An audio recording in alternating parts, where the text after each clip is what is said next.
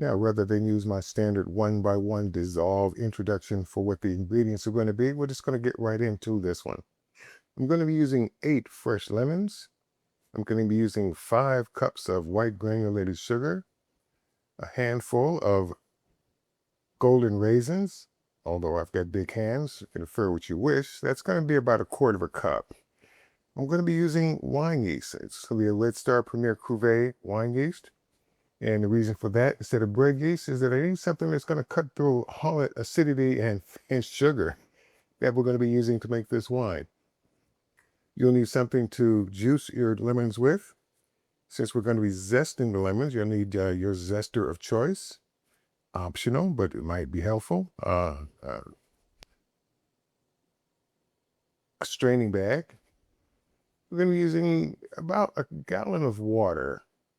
You'll need something, if you are going to be zesting and using the raisins, you'll need something with a wide mouth opening in terms of a fermenter. You'll need an airlock with bung.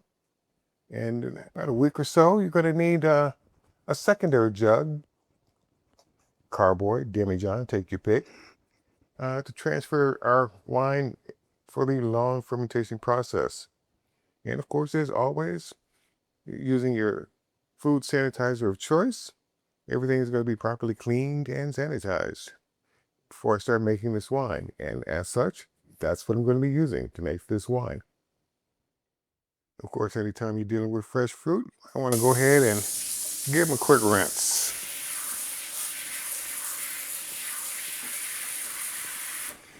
If only for peace of mind. All right, let's try one of these.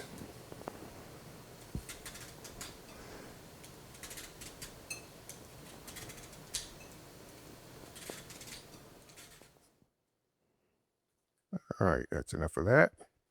And with that out the way, I'm going to go ahead and get these in string bag real quick.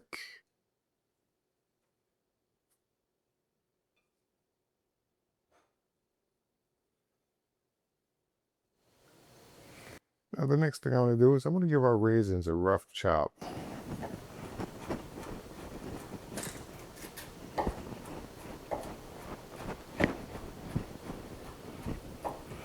Of course, I can only tell you, be careful. So you can't say you weren't told. And that's good enough. All right, let's get those in a strain bag. Same bag as our zested lemons.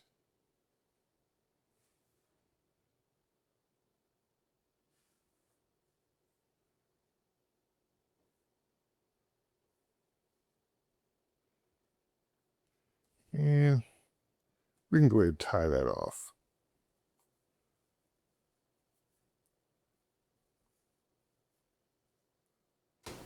Okay, let's go ahead and start juicing these lemons. Again, be very careful. You're playing with sharp knives.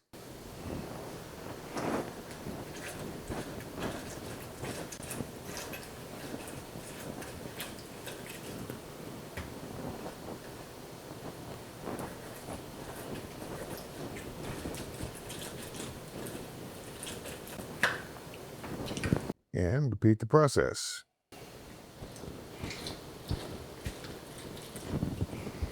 All right, that's the last of that.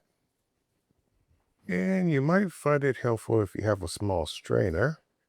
Strain out some of the little seeds that might want to make its way into your brew.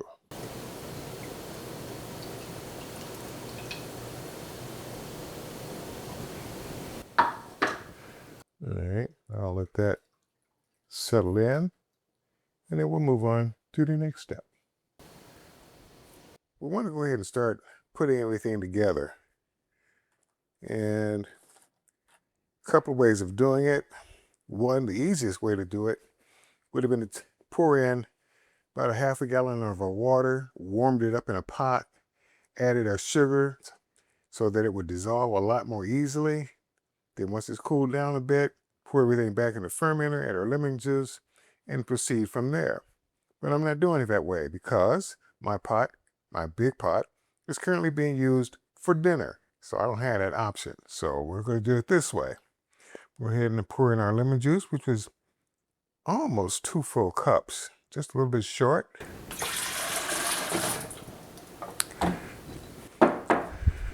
Then I want to add in half a gallon of our clean filtered water.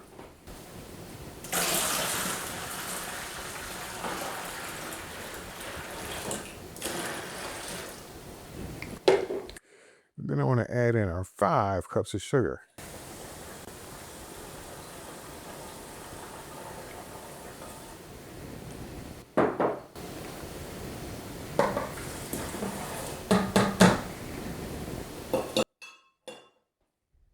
Now, this being a plastic fermenter, I could have used a big plastic spoon, stir everything up, but I've gotten lazy in my old age, so I'm going to take my degassing whip and I'm going to use that instead.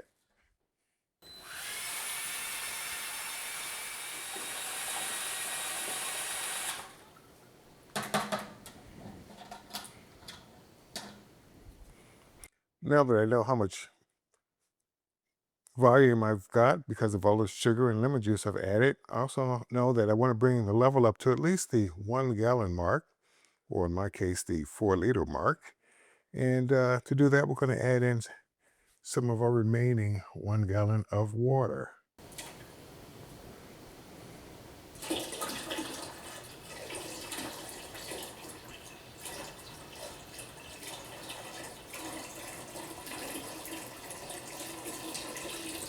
Yeah, about right there. And that ought to do it. All right, at this point, we can go ahead and drop in our straining bag.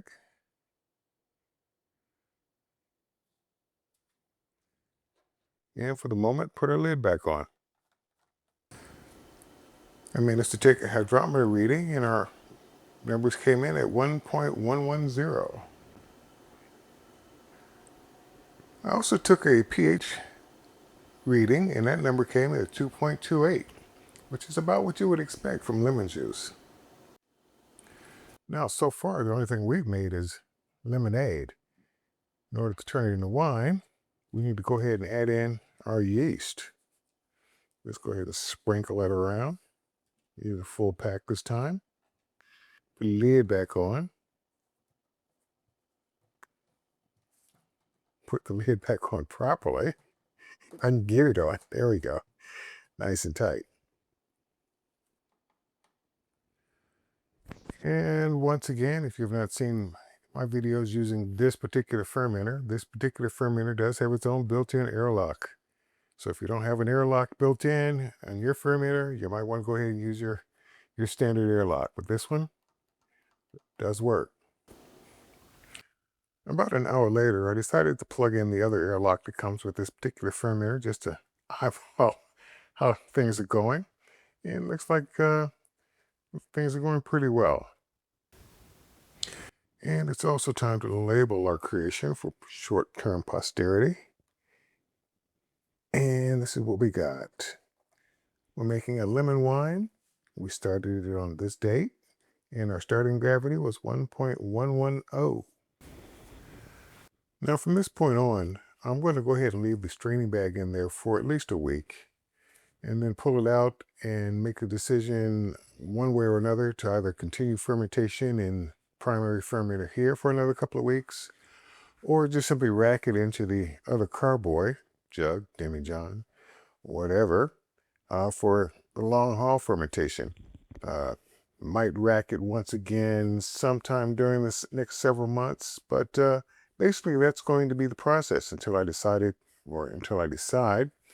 that the wine is basically done to my taste. Usually that's a year from my point of view, but it can be drunk in much less time than that. But there we go. That's my take on lemon wine. And I'll see you on part 2 of this video when it's ready for the final tasting. See you then.